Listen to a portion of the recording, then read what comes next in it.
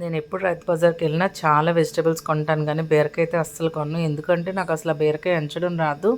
అలా అని వాళ్ళు ఇచ్చిన బీరకాయ తెస్తే కనుక ఇంటికి వచ్చిన తర్వాత అది పచ్చడి కూడా పనిచేయదు, అలా ఉంటాయి. కానీ ఇక్కడైతే నేను కేజీన్నర బీరకాయ అయితే తీసుకున్నాను. చాలా కష్టపడి ఎంచి ఇవి ఎలా ఉంటాయి అన్నది తర్వాత వీడియోలో చూద్దాము.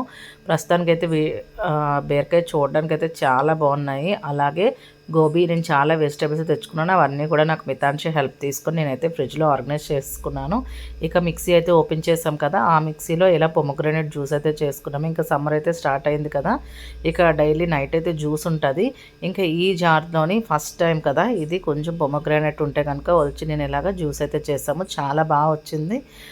పిల్లలు కూడా చాలా ఇష్టం తాగారు. ఇంట్లో చేసుకున్న జ్యూస్ మనం ప్యూర్ చేసుకుంటాము. అలాగే మిల్క్ కూడా మనం మంచి మిల్క్ వేసుకుంటాం కాబట్టి అది చాలా టేస్టీగా ఉంటుందని చెప్పొచ్చు. నేను గేదె పాలు వేసాను, చిక్కని పాలు వేయడం వల్ల జ్యూస్ అయితే చాలా టేస్టీగా వచ్చిందని చెప్పొచ్చు. చూసారు కదా, ఈ న్యూ జార్లోని జ్యూస్ పల్ప్ అంత అయితే ఇలా వచ్చింది. ఇంకా మితాన్షి జ్యూస్ తాగడానికి వాడు కష్టం అయితే చూడాలి.